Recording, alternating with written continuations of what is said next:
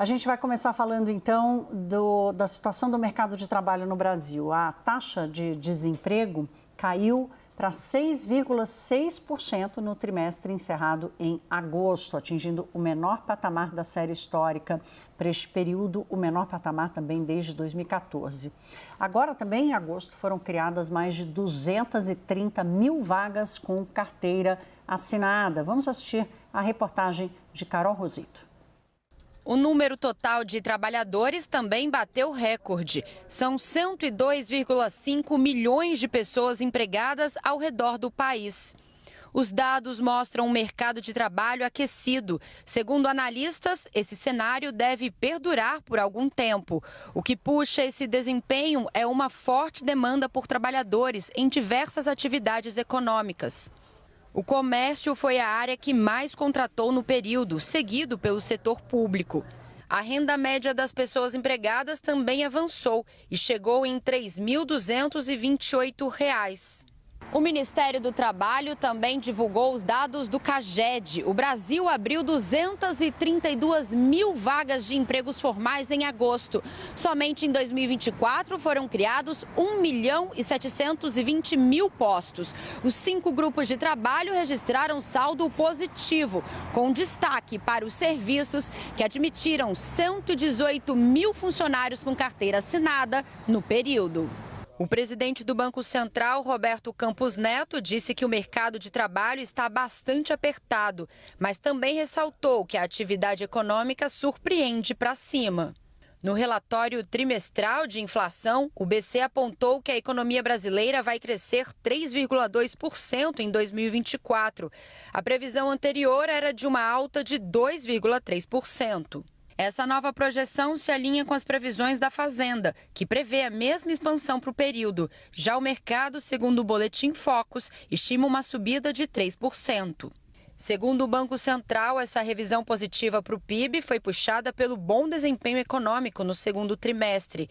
Mas a instituição ponderou que espera um menor ritmo na segunda metade deste ano e ao longo de 2025. Pronto, vamos lá começar a nossa roda de análise. Lucas, eu começo com você. Você é especialista em mercado de trabalho. Nós falamos muitas vezes, toda vez que sai um dado sobre emprego no Brasil.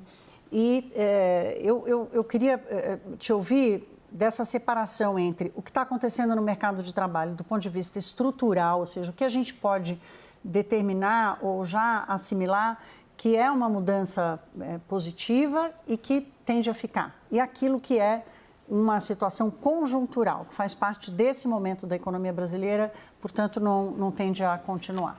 Perfeito. Hoje, a gente vê que o mercado de trabalho está apresentando um desempenho bastante favorável nesse início de 2024, com quedas sucessivas da taxa de desocupação e alta do rendimento, e isso se justifica por fatores conjunturais e estruturais, como você bem falou.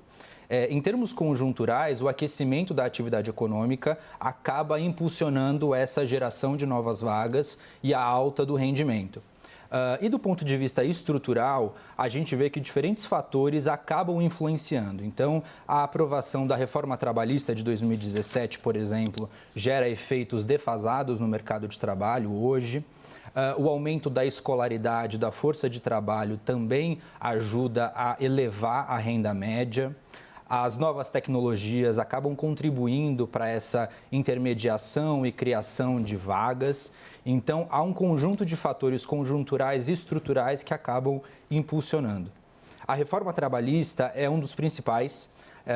Há poucos estudos hoje empíricos que conseguem mensurar, de fato, o impacto macroeconômico da reforma, até porque houve aí uma pandemia no meio do caminho.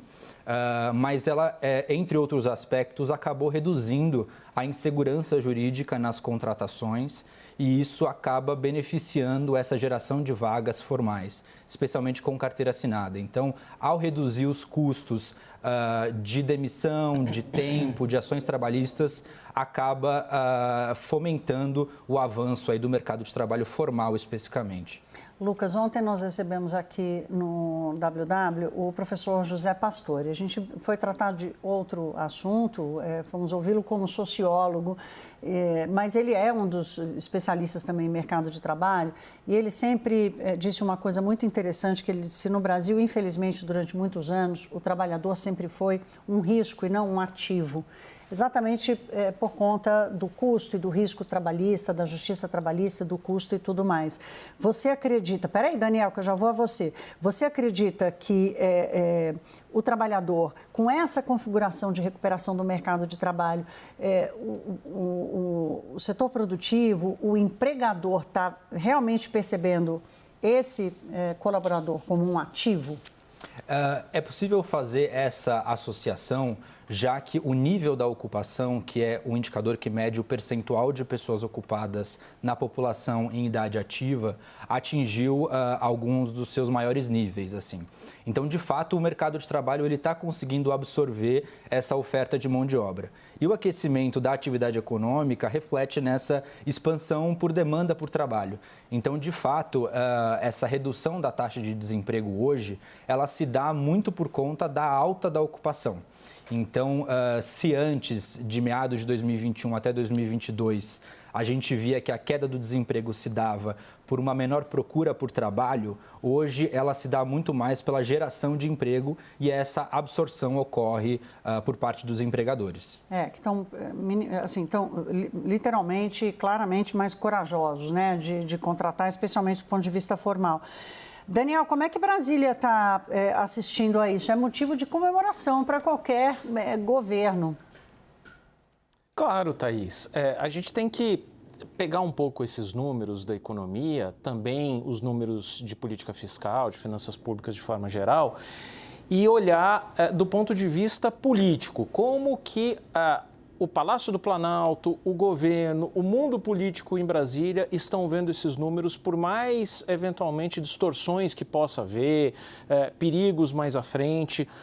Os fatos para o governo, analisando sob uma ótica política estritamente, são os seguintes: 76% dos empregos formais gerados desde o início de 2023 são de adultos inscritos no Cadastro Único de Programas Sociais. Até abril de 2024, os 40% mais pobres da população tiveram um aumento de renda de 17%, acima, portanto, da inflação acumulada no período. E entre os 5% mais pobres da população brasileira, o aumento de renda, e aí é em boa parte devido também à reformulação dos programas sociais, mas tem valorização do salário mínimo, etc., o aumento entre os 5% mais pobres foi de 38%. O que significa isso? Que quando o emprego aumenta, a massa salarial aumenta e a renda média do trabalhador aumenta, para este governo, que já tem a sua base eleitoral assentada muito nas classes mais baixas, isso é um ganho político muito evidente.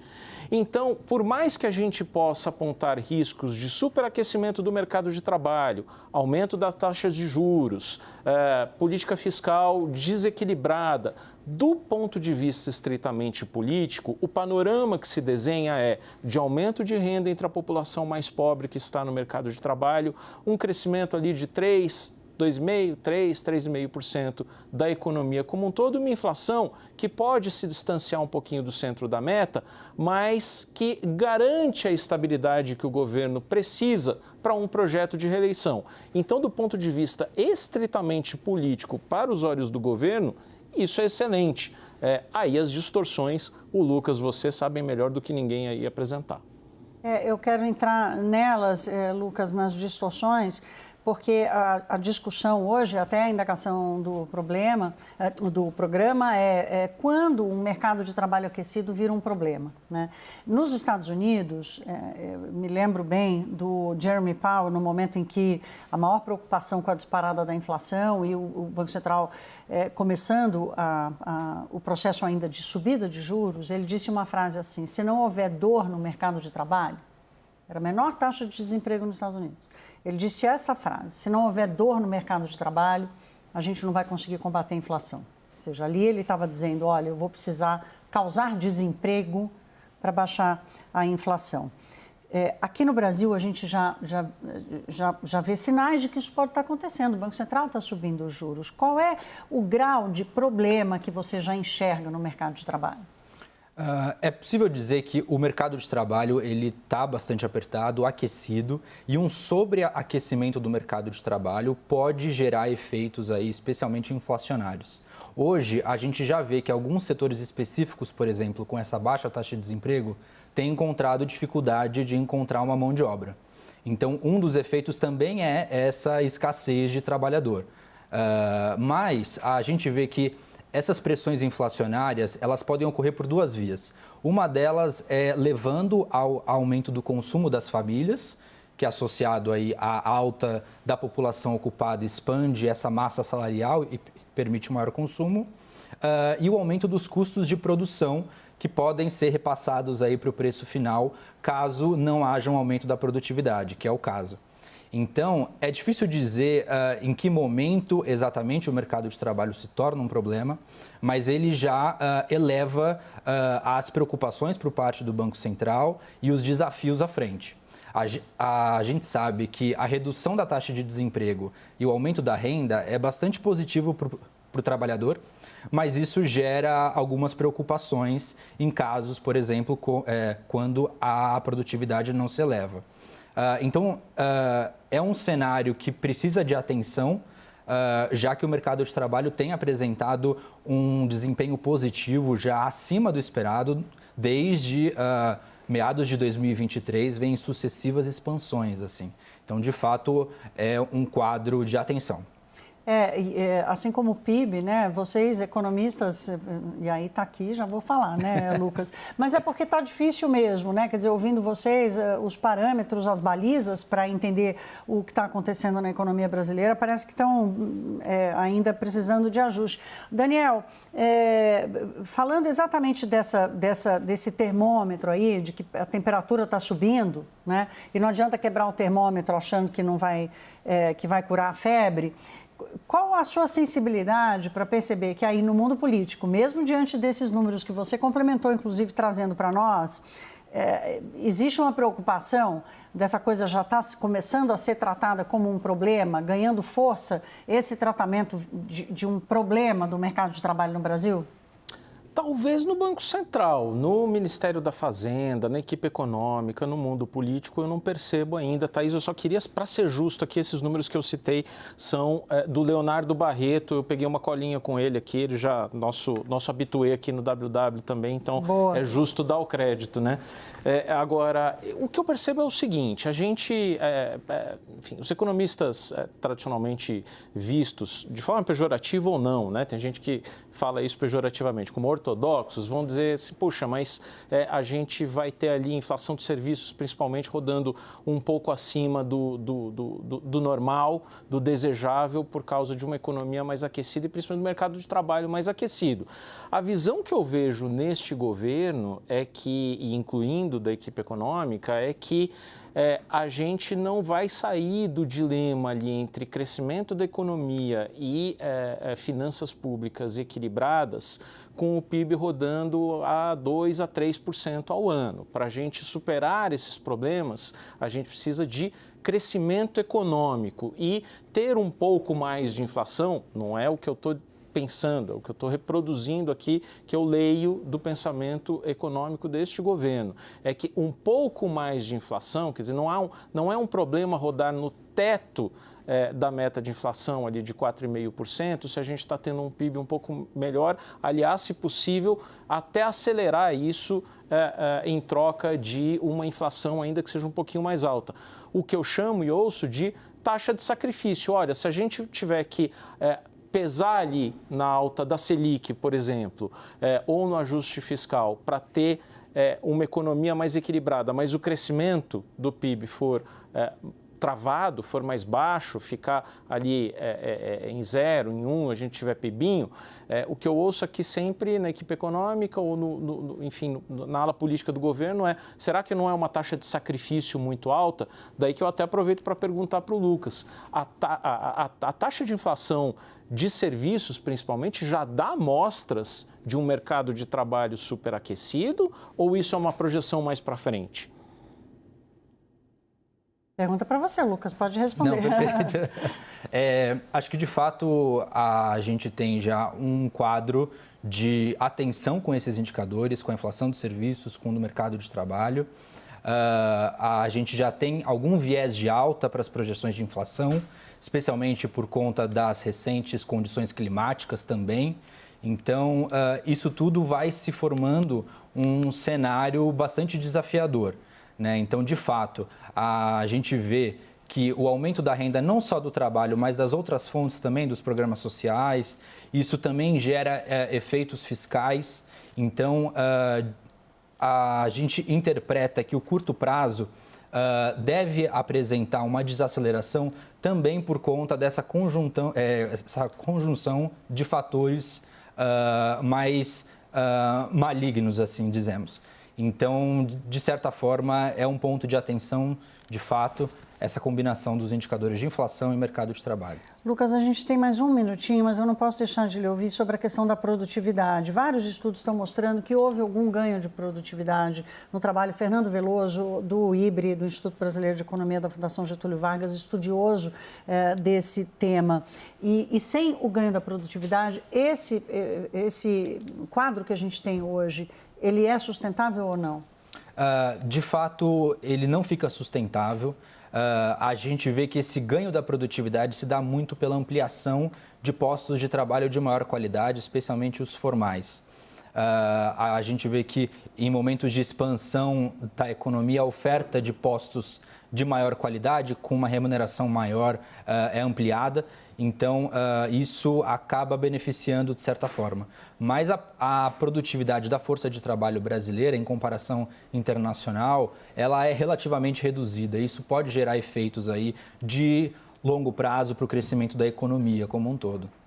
Esse é o grande desafio, a gente sempre volta nele. Lucas, vou me despedir de você e agradecer você ter vindo fazer companhia para a gente numa sexta-feira à noite. Ninguém mandou sair tanto dado de trabalho assim numa sexta. Obrigada, bom fim de semana para você. Obrigado pelo convite, igualmente. Volte sempre.